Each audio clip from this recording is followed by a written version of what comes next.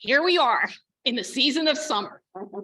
And the question is, can we hear summer calling to us, calling us to R&R, rest and relaxation? Anyone hear it calling? What great synchronicity that today Jesus too calls us to rest from the burdens and weariness of work and what life in general brings. For the next few minutes, we will talk about ways to rest and to play, whether our circumstances right now are heavy and burdensome, ones that are ordinary, or ones that are celebrating. I want to put Jesus's message in the framework of a self-care plan, something I believe is important for each of us to create for ourselves and live into. For me personally, this is hugely important because I find that when I don't take care of myself, I and those around me suffer. I've really had to work hard to develop a self-care plan and follow it. Self-care is a daily, weekly, monthly, and annual commitment to ways that will foster our well-being. Let's begin with daily commitment. Every day, it's important to ground ourselves in love. We do that by pausing or resting in life-giving moments. Here are some examples. Gazing at a sleeping baby in a stroller, or at a photo of your niece, nephew, or grandchild as they're going off into dreamland is a restful way of being. Intentionally pausing for a few moments solely to connect with God, love within, can ground us. Catching a fish, or just trying to do so, can be restful as we watch the water and listen to the waves. Our son-in-law, Brooks, loves to fish, and he just celebrated his birthday by surf fishing in South Carolina and said he doesn't even need to catch a fish. Just being on the water helps him to relax and get in touch with himself. Taking a moment to drink in the aroma of a flower can also bring us to a restful place. There's a beautiful miniature red rose bush on our neighborhood walking route that beckons me to breathe in its sweetness every time I walk by. I have to say that when I do, I feel the breath of God in those roses reach into me and fill me with sweet peace. Enjoying the sounds of young people playing at the pool, building sandcastles at the beach, or jumping the ocean waves can help us relax into a playful spirit, a key to relieving life's burdens. Savoring a zesty flavor of ice cream or a piece of our favorite candy can wake up our taste buds and bring us to a happy, life-giving place. Listening to or playing our favorite music, sinking into an interesting book, walking an earthen trail, and for those avid golfers in our community, playing a round of golf can all offer us the rest Jesus desires for us. I am sure all of you have things that you do to help you rest. And if you would care to share them during homily response, please do so.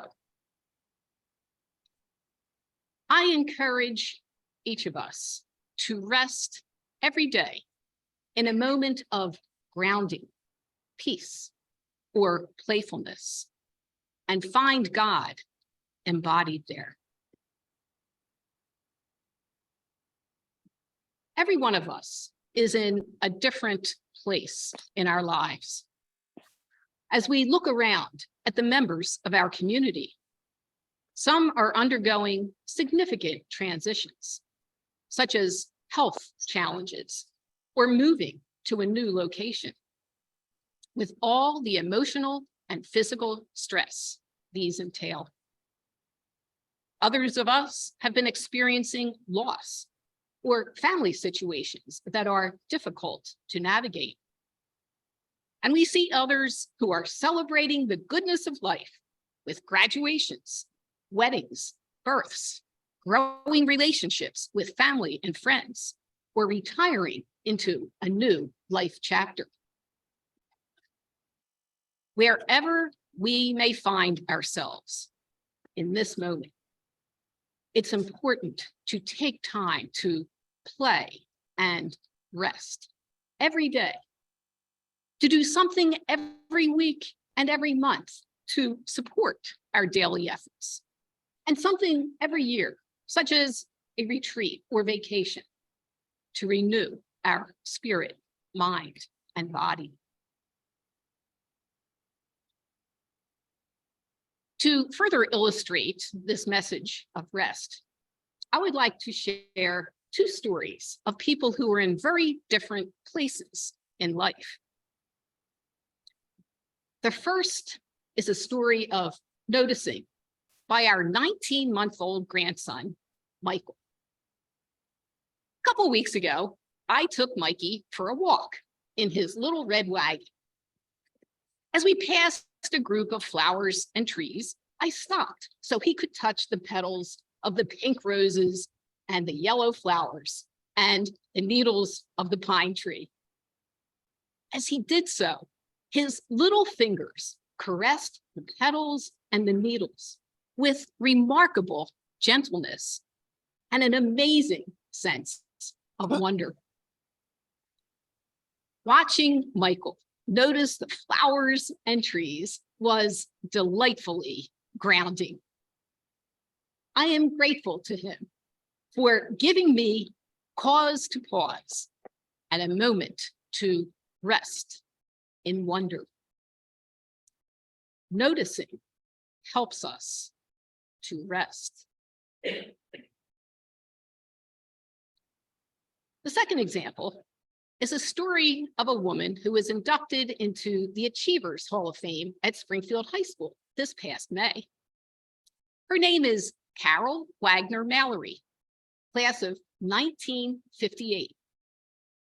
Caryl is now in her early 80s, and in accepting this honor for her achievements as an actress, a model, and an author, she spoke of how impactful her high school years were. While Caryl was at Springfield High School, her father suffered a debilitating stroke. He not only was no longer able to work, but his cognitive and physical capabilities were seriously limited. She said how deeply that affected her. And to cope, she became involved in as many school activities as possible. In her words, it was just too painful to be home and see him like that. She called Springfield High School her safe haven. Her education, activities, and relationships with friends and teachers provided her with a place of rest. In these, her soul found safety and rest from the burdens of her family life.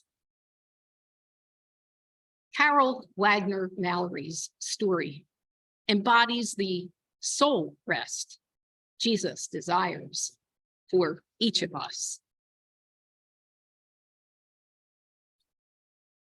Wherever in life we find ourselves right now, know that God is loving you and inviting you to rest in that love.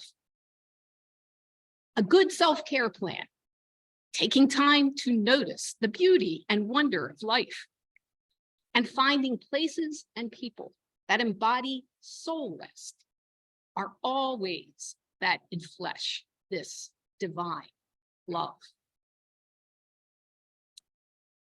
This week, listen to how summer is calling you to rest and relax. Cultivate a playful spirit by finding time to play every day. And remember, our playful God within and among us is embracing you in every moment.